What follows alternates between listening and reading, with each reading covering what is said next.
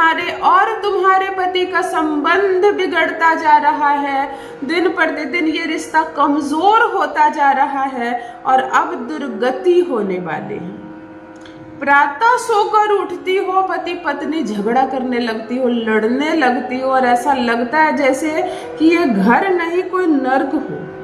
घर वाले भी कहते तुम्हारे आने से घर नर्क हो गया, हमारे घर में लड़ाई झगड़े नहीं होते थे, तुम्हारे आने से लड़ाई झगड़े होने लगे, तुम्हारे आने से सर्वनाश हो गया। और तुम्हें सुनकर अजीब लगता है कि कभी तुम अपने पिता की फेवरेट बेटी, मतलब मोहल्ले वाले कहते थे कि तुम्हारे चले जाने से क्या होगा इस घर का और ये मोहल्ला सोना हो जाएगा। तुम गुनों की खान थी, एक भाई की फेवरेट बहन थी, क्योंकि सारी जिम्मेदारियां अपनी माथे पर लेकर रखती थी। पापा तुम्हारे अधूरे हो गए तुम्हारे आने के बाद, क्योंकि पापा की आधी जिम्मेदारियां तो तुम्हारे कंधे पर थी। माँ को समझ में नहीं आता गृहस्थी में कैसे चलाऊं, क्योंकि जब तुम बड़ी हुई माँ कहीं ना कहीं हल्की हो गई। माँ की आधा से ज्यादा जिम्मेदारियां तुमने निभानी शुरू कर दी। जिम्मेदारियां निभाते निभाते तुम इतनी पॉलिश हो गई, तुम इतनी पक गई, जिसको परिपक्व हो जाना कहते हैं। कि सभी कहते थे कि किस्मत वाले होंगे वो ससुराल वाले जहां तुम कदम रखोगी, किस्मत वाला होगा वो लड़का जिसकी तुम अर्धांगिनी बनोगी। फिर तुम्हारी शादी हुई, तुम उसी खुशी के साथ और उसी कॉन्फिडेंस के साथ ससुराल आती हो और फिर ससुराल में तुम्हारे नुक्ता पेची निकाली जाती है। तुम्हें चावल बनाना नहीं आता, तुम्हें सीढ़ियां चढ़ना नहीं आता, ऐसे कौन बैठता है? ऐसे कोई बैठता है क्या? तुम्हें साड़ी पहनना नहीं आता, तुम्हें बात करना नहीं आता, ऐसे अचानक से कौन उठकर खड़ा हो जाता है? आराम से उठो, लहजे में उठो। मतलब तुम्हारे चलने फिरने, बोलने, खाना बनाने, बात करने, हंसने, तुम्हारी आवाज, तुम्हारी पढ़ाई लिखाई, तुम्हारी शिक्षा, तुम्हारे संस्कार, तुम्हारे आचरण, तुम्हारे व्यवहार, एक एक चीज में कमी निकाली जाती है। और फिर तुम्हारा कॉन्फिडेंस इतना कम हो जाता है, तुम रोती हो और सोचने लगती हो कि वो मैं कहाँ गई जहाँ हर कोई मेरी तारीफ करता था। इतनी जिम्मेदारियां उठाती थी मैं और यहाँ पर भी उठाई हुई हूँ, मैं किसी को अच्छी क्यों नहीं लगती?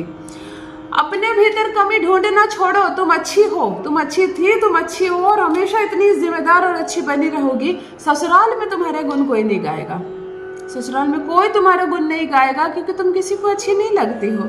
सबको तुम बोझ लग रही हो, भार लग रही हो, ऐसा लग रहा है जैसे इसको भगाओ कब और नई लड़की लाए।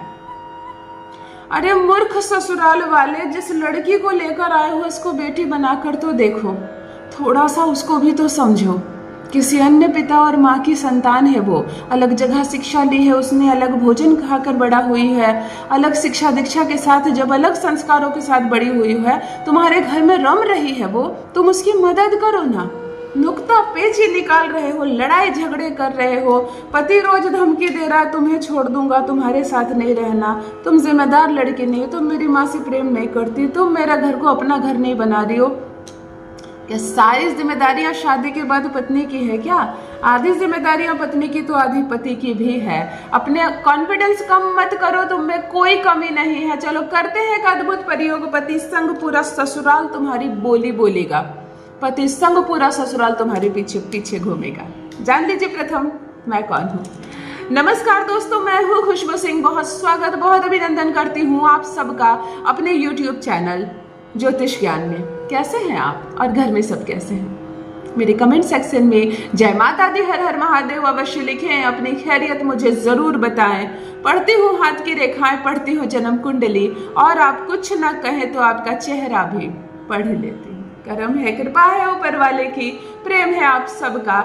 जुड़िए ज्योतिष ज्ञान चैनल से। जो भी नए भाई बहन चैनल पर पहली बार आए हो, मेरे वीडियो को पहली बार देख रहे हो, मुझसे प्रथम बार मिल रहे हो, चैनल से जुड़िए, सब्सक्राइब कीजिए, मेरे परिवार का हिस्सा बनिए। दिल नहीं टूटने दूंगी, एक भी घर नहीं टूटने दूंगी।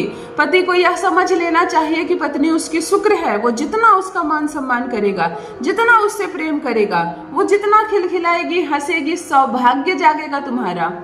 तुम कैसे ग्रुप डी से ग्रुप 1 में पहुंच जाओगे तुम्हें समझ में ही नहीं आएगा। समझ रहे हो? प्रमोशन होता चला जाएगा जीवन में।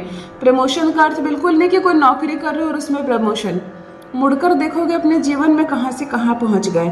वही पत्नी की दुर्गति करने वाले, जिस घर में लड़की रो रही है, पत्नी को कोई सुख नहीं मिल रहा, कमी दी जा रही है, प्रताड़ित की जा रही है, वह उस घर की स्थिति झांक कर देख लो। झांक कर देख लो इस स्थिति को, समझ में आ जाएगा। हर लड़की के लिए, हर औरत के लिए कह रही हूँ, तुम्हारा पति तुम्हारा मंगल है, भूल कर भी उसको धोखा मत देना, अपना आचरण ठीक रखना। तुम झगड़ा करने वाली हो, करो ना झगड़ा, भगवान पाप नहीं देंगे झगड़ा करने से, लेकिन बोली खराब नहीं बोलना है पति के साथ, बुद्ध खराब हो जाएगा। गलत जवाब, गलत व्यवहार और अपना आचरण सुधार कर रखिए, वरना मंगल खराब हो जाएगा। जितने नियम और रूल पतियों के लिए होता है उतनी ही पत्नी के लिए भी होता है, तो अपने आप को भी ठीक रखें। देखो सुख से रहोगी दोनों, संसार बसेगा दोनों का, बहुत अच्छे से रहोगी।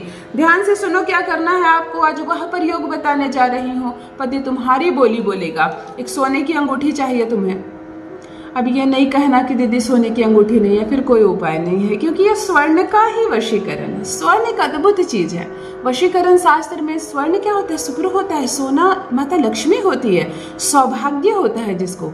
और स्वर्ण की अंगूठी ही चाहिए, कुछ और नहीं चाहिए।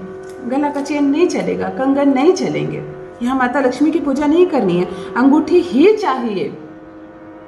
अंगूठी जिस उंगली में पहने जाती है ना, ये हृदय तक जाते हैं इसके नस। इसके पीछे भी एक कारण है, इस पर बाद में चर्चा करते हैं। तुम्हें एक स्वर्ण की अंगूठी चाहिए और अपने सर से पांव तक नाप कर एक लाल रंग का धागा, तुम्हारे खुद के हाइट का, पत्नी जो है उसके खुद के हाइट का एक लाल रंग का धागा चाहिए। अंगूठी के एक छोर पर उस लाल धागे को बांध दो और पूरा धागा शेष करना। अंगूठी के जो गुलाई होती है ये वाली, इसको पूरा लाल धागा से कवर करना और पति का नाम स्मरण करना। वो तुम्हारी बात मान रहा है, वह तुमसे प्रेम कर रहा है और तुम्हारा सम्मान कर रहा है। तुम दोनों के बीच सब कुछ अच्छा चल रहा है। अब तुम्हारा पति तुमसे लड़ता नहीं है, झगड़ता नहीं है, तुम्हारा अपमान नहीं करता है। हम दोनों एक दूसरे के साथ बहुत अच्छे से रह रहे हैं। मुझे मेरा हिस्सा मिल रहा है, मुझे मेरा दाम्पत्य सुख मिल रहा है, ससुराल में मुझे बहुत प्रेम और सम्मान मिल रहा है, सास मुझे बहुत प्यार करती है, ससुर मेरा बहुत मान बढ़ाते हैं। अच्छी भावना के साथ अपने कद के लाल धागे को स्वर्ण में लपेट लेना और इस अंगूठी को धारण करना, पहन लेना। कस ना जाए तुम, ऐसा धागा लपेटने से थोड़ा छोटा हो जाता है ना, इसका ध्यान रखना। कुछ क्रीम लगाकर उसको कसकर पहन लेना। इस अंगूठी को तुमको कम से कम 43 घंटे तक पहने रहना, इस लाल धागे वाले को 43 घंटे तक। और 43 घंटे के बाद अंगूठी खोलना, इसमें से धागा निकालना, तोड़ लेना या काट लेना और इसको जल में, ठंडे जल में विसर्जित कर देना। है ना छोटा सा उपाय, लेकिन ऐसा करने से पति की नाराजगी खत्म हो जाएगी, शक करने का व्यवहार खत्म हो जाएगा, उसका गुस्सा खत्म हो जाएगा, वो इतना शांत हो जाएगा कि तुम सोच भी नहीं सकती हो कहाँ गया उसका वो व्यवहार जो तुम्हें खाने दौड़ रहा था। करके देखें, अपना अनुभव मेरे साथ भी साझा करें। तुम्हारा पति पूर्ण रूप से रहेगा तुम्हारी मुट्ठी में। बहुत बहुत धन्यवाद।